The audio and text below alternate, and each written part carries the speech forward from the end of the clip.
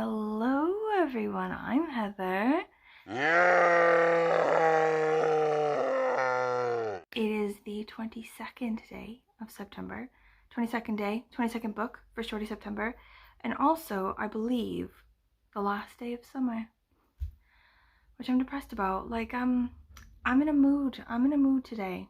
You know, on really just the last couple days. Like, the book we're reading for today is just a damn mystery, if I'm honest to you. Like, I cannot for my life decide. I'm just in a place, like, I might be flirting with a burnout, to be completely honest. Like, 21 days, 21 books. Like, I may just be hitting my limit now. Like, I just want a chill to, like, just stare at a wall and not do anything. But, like, also, maybe I do, you know, just need that perfect book. I need that book just to fit my vibe and my mood and my situation, and it's just hard to find it. So I was originally in my plan, right, for today, gonna read this one, Revenge by Yoko Gawa. So it's like short stories, translated from Japanese, and they're like horror type stories, and I'm quite into that. I like sort of Japanese horror short story things, and I like Yoko Gawa. However, am I in this place? I'm not really in this place. Like, I read a couple pages and like I just can't get into it. I'm not in that place now. So I think I'm gonna do a different one.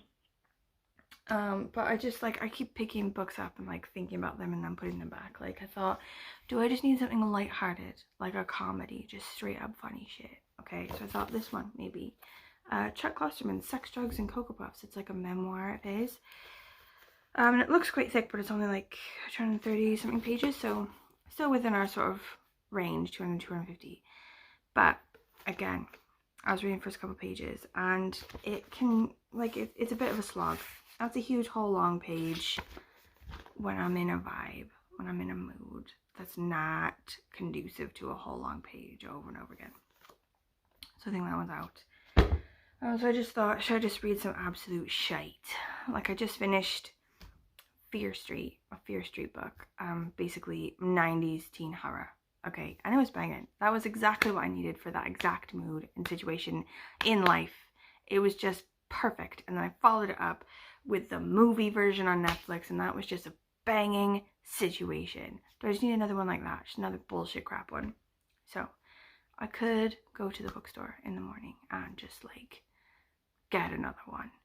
Okay, but also, like, do I need to just be bringing in books, or should I just be getting rid of books? Do you know what I mean?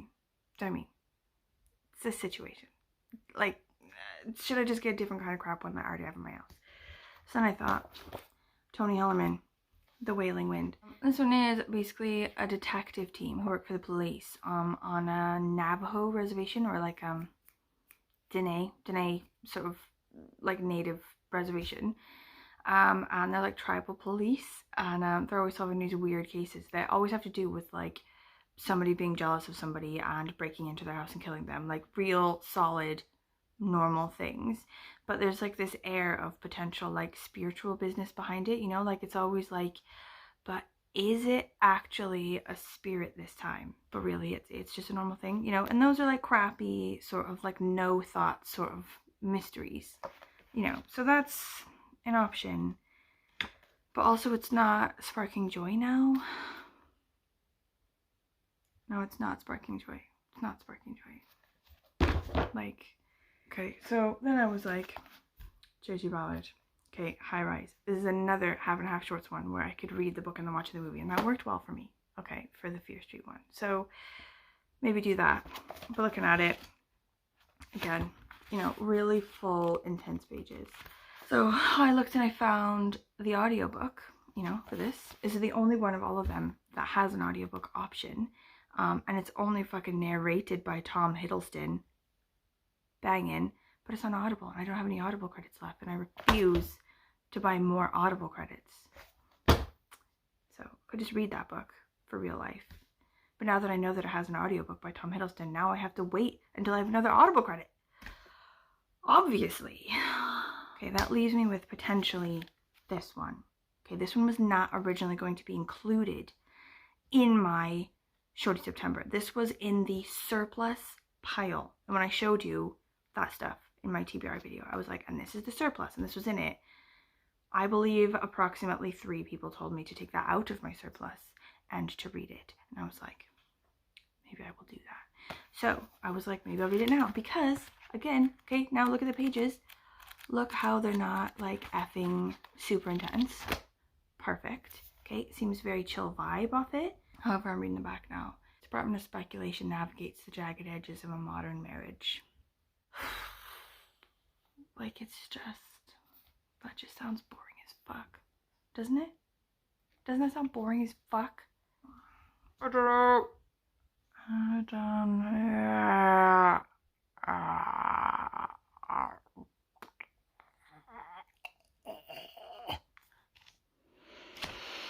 Okay, the book for today is Jenny Offill's Department of Speculation about a modern marriage.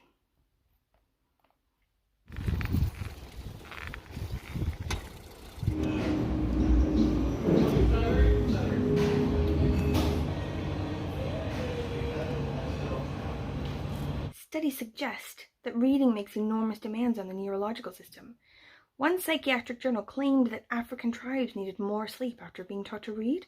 The French were great believers in these theories. During World War II, the largest rations went to those engaged in arduous physical labor and those whose work involved reading and writing. Is that true? Is that a thing? Is that real? Like, I'll Google it now, but that's a weird sort of thing, isn't it?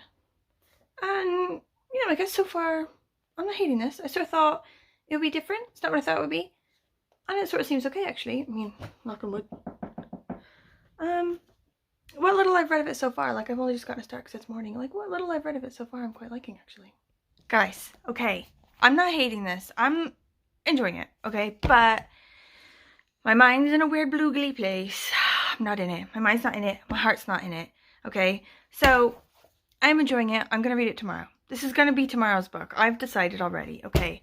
However, guess what I've forgotten about?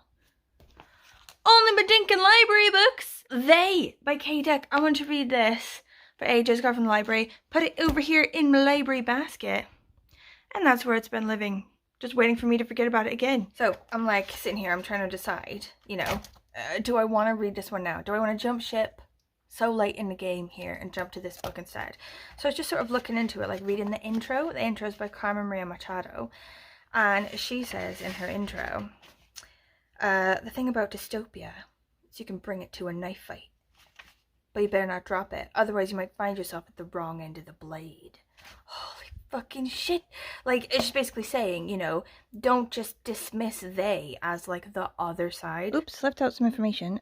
Please watch this video of Naughty Parrots while I explain that the book They is about this group called They, who are like ominous and dark, and you don't really know who they are or who runs them, but they persecute artists and burn art and things like that in like this sort of dystopian anti-art society. Okay, back to it. Don't be so quick to sort of say that you're not this sort of person who would lead to, you know, the persecution of artists and art and like new thoughts and new thinking and expression. Like, you know, because this book sort of went out of print. It was ignored and had to be refound by like a random publisher in a charity shop. And she was like, oh my God, this is so good. I'll have to get another printing, and found out that she couldn't even get prints online, you know. And Carmen Maria Machado in her intro was saying, like, it had to be refound by everyone, okay? Like, everyone let it die. So even you think that you're like on this side of the good or whatever, but even you let it die. And it's like also just complicity, you know, that's part of it. So don't be so quick to be like, oh, they're the bad guy. Do you know what I mean? And how like both sides use dystopia to sort of like accuse the other side of creating dystopian situations. I'm here. This is the one I'm going to read. I'm going to read this one for today. All right, book for today. Oh, my husband's home. My dog is going mental. Book for today is They by Dept.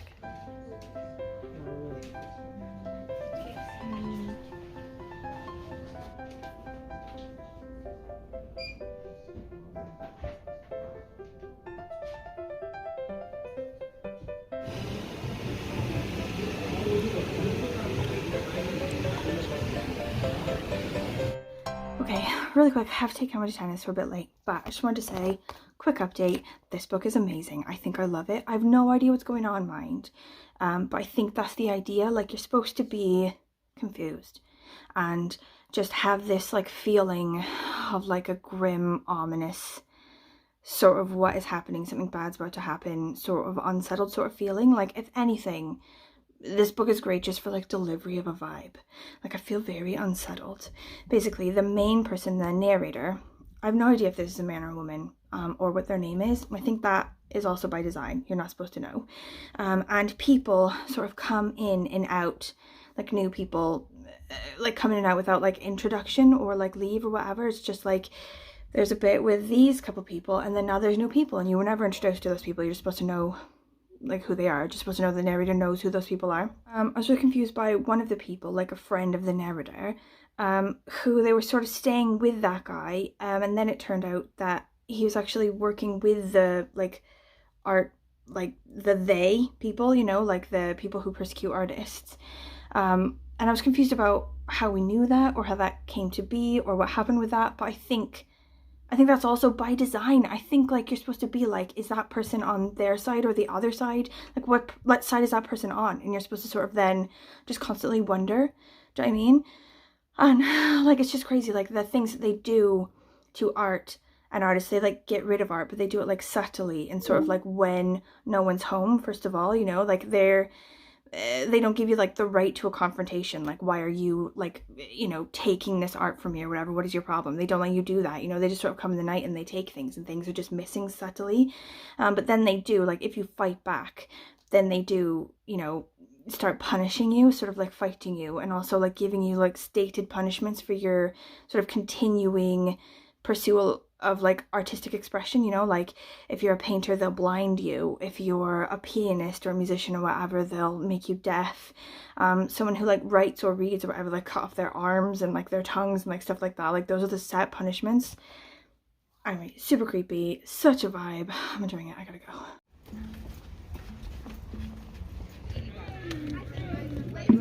Oh, looks great. Okay, I finished it and I loved it. 5 stars, definitely. Like, it's definitely the kind of book that I really enjoy. And like at the end, they're sort of saying, they're sort of in a garden and they have a garden at their house, and they're sort of saying the people around, like the villagers and stuff, they're starting to sort of like become the people that the people want them to be, you know, a society that sort of goes along with this and also perpetuates it, you know, sort of turns against their artistic neighbors, the villagers and the people, and they don't like the gardens or anything. And the narrator's like I don't understand it, like why do they hate plants and flowers and gardens and stuff? And the guy that they're talking to is like, it's too beautiful, it's too wild, it's imagination, it's freedom, it's sort of carefree, you know, it's overwhelming, like it's too much, like it's everything that they're against now.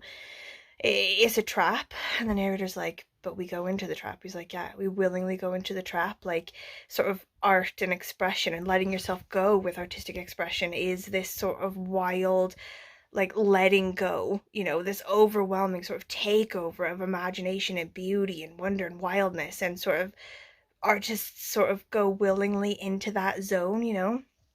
And sort of like the whole thing is about removing excess of feeling, so removing excess of pain, removing excess of like enjoyment and love and everything, sort of like make you dead inside.